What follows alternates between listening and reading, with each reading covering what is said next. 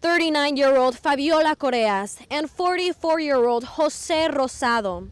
The couple was found dead at their Logan Square home on the 3600 block of West Cortland. Investigators at Area North are still looking into the circumstances of the shooting. So far, they believe it may have been a murder-suicide. The mid-afternoon car theft happened here at a gas station on Division in Halsted. At the AMC here in downtown Chicago, showings for Black Panther continue to sell out. In recent years, movements such as #OscarsSoWhite have drawn attention to the lack of racial diversity on screen. That's right, David. It seems from the threads on Facebook that many have become aware of coyotes roaming around our neighborhoods. Now, the Iowa DNR says it's not uncommon for more wildlife to become visible this time of the year. One woman in Davenport tells me it's so common in her backyard that she has trouble keeping them away. Facebook will definitely remain in the spotlight as investigations into Russia's interference continue. Earlier this month, parents were also raising concerns about the new Messenger Kids app, which was released by Facebook in December. Despite not receiving the warm welcome one might hope for, DePaul students appear to be back to work. Some still thinking about the warmer climates they were able to enjoy during the holiday break. Dreamers are anxiously waiting for the March 5th deadline, hopeful that their protections will be renewed.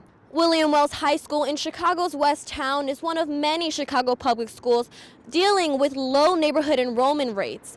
Out of the local students eligible to attend this public school, only 7.1% are currently enrolled.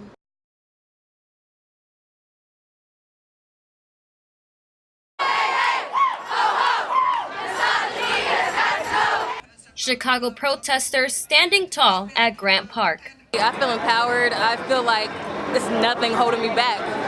250,000 people of all ages and races came together for this year's Women's March Chicago. It's a movement. We have a couple of first-timers. We have a couple of people who have been to the rally here last year, some who have been coming from D.C., but everyone is bringing the same positive energy and trying to do the best for women's rights, human rights, and the equality here in our country. For Samita Patel and 10-year-old Roshan Patel, the march was a family affair. We need to support women and their rights, and I don't think that immigrants should be taken out of the country. I think they should stay.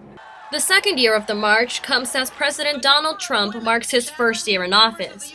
Latinos have seen legal unrest under the president. The community was heavily present at the event. Aquí estoy por todas las mujeres y todos mis niños. I'm a woman first, I'm a Latina, and I'm here for the dreamers. I'm a dreamer too. We're all here to stay. Everyone present with the cause. The reasons to march were plenty. We have transgender family members. We would like to see equity in our schools, reproductive rights, DACA and immigration. The event brought everyone together under one theme, March to the Polls, an effort to mobilize women not only to vote and support female candidates, but also to run for office. Anne Murray took the message to heart.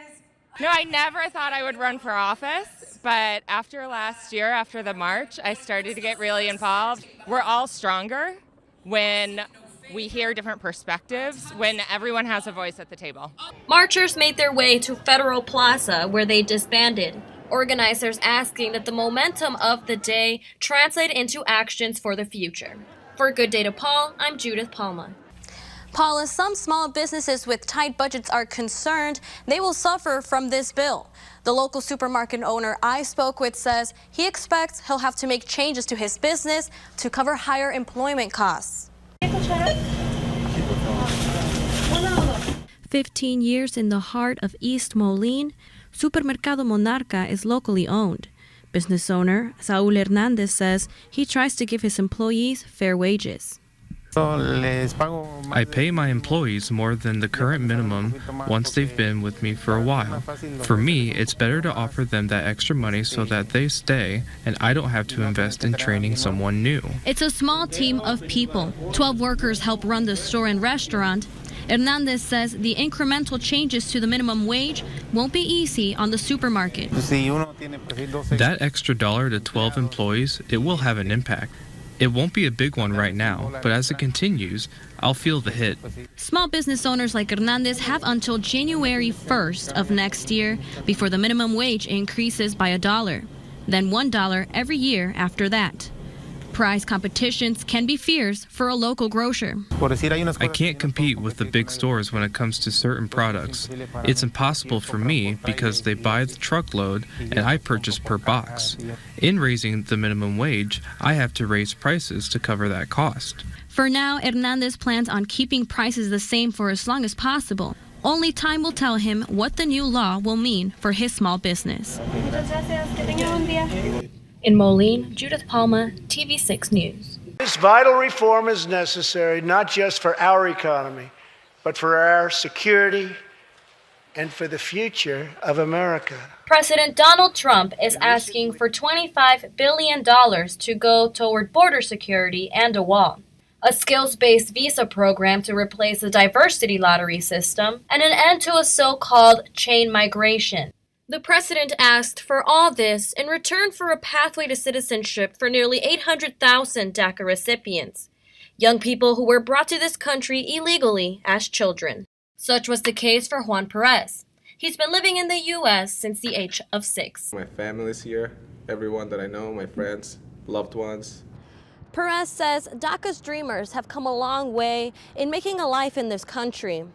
In high school, he sat back as his friends got their driver's license, their first jobs. These are all privileges undocumented youths did not have until DACA. DACA gave me a sense of confidence, sense of freedom, the opportunity to also have those rights. A March 5th deadline has been set on immigration negotiations. Protesters rally to save DACA. There's a stigma attached to being undocumented in the United States. President Trump is doing a major campaign, as always, to demonize immigrants, using that one example and generalizing it for the entire immigrant community. Larissa Aranda is a student at DePaul University. You have to live in this shadow where no one should know what you are. Aranda is undocumented. A DACA beneficiary, she faces an uncertain future. It's like a mental draining process. She's hopeful a solution can be reached for the expiring program. I'm hopeful and I keep praying because it's not just going to benefit one person, it's going to benefit millions and it's going to benefit families. Dreamers are anxiously waiting for the March 5th deadline, hopeful that their protections will be renewed. Reporting for Good Day DePaul, I'm Judith Palma. This stuff right here, I just wanted to show you, are all the denials for the medication. And it dates back a year and a half when this first started. Tim Coker was diagnosed with hepatitis C 7 years ago. He and his doctors traced the infection back to his days in the Marines. I've been in the emergency room, 6 times in the past month. And just like the doctor said, if I don't get rid of the hepatitis C3, then my liver's going to continue to get worse. And that's scary. When Coker was first diagnosed, doctors put him on medication. They thought they found the miracle cure for it. And as it turned out, it made things worse. I lost my teeth. Now I've got fatty liver disease and chronic liver disease. I had cancer of the gallbladder. Coker's private insurance paid for the first treatment. When it didn't work, his health kept him from work. Getting behind on your bills, your rent, and everything. I'd never been broke before in my life. And the feeling of failure is overwhelming. And for somebody with this kind of pride, that hurts worse than anything in the world. Doctors at Loyola Hospital in Chicago recommended a new drug. Coker's state aid insurance refused to pay for the treatment. And they were using the fact that it was new and it had just been approved by the federal government and the fact that I was a Sovaldi patient and it failed, they weren't going to pay for it. So I was in a world of hurt. After 18 months of fighting his insurance, that's $30,000 you're looking at right there. $1,000 a pill. A group of veterans stepped in to help their fellow veteran, making a deal with Coker's insurance to each cover 50% of the treatment. Yeah, the feeling of unworth has kind of dissipated, and the feeling of thank you has kind of taken over that. Today, he starts his treatment and has high hopes for its success. And if it wasn't for some very, very good people, I wouldn't have this. And what better way to enjoy the sun than to go to a walk-up taco shop? Today I'm going to show you how the guys at Mex to Go turned a local summertime favorite into something you can enjoy year-round. You know, the taco truck season was over, so they were just like, we miss your tacos. You may have already seen the Mex to Go taco truck serving up hot meals. This season will be their 4th in the Quad Cities, and the team is preparing to open up shop. It's been our storage unit for the past couple months, but this is it, the taco truck.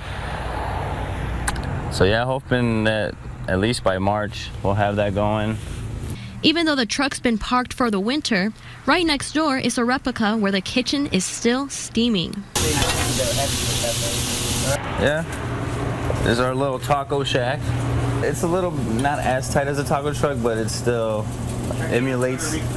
Yeah, it emulates what we do in a taco truck. You know, same system. With a drive-through or walk-up option, We'll just come up, ring the doorbell. the shack keeps the taco truck fever hot during the winter months. It's quick, it's fast. Menu is pretty simple. It's not too big, but it, still has a variety. Thank you very much, man. But when taco truck season comes around, A lot of people, count on us to be there, and they've been asking about if we're still going to do it, and we tell them that we are, because we've been there for a couple years now, so we might just keep it going. reporting in Davenport, Judith Palma, TV6 News.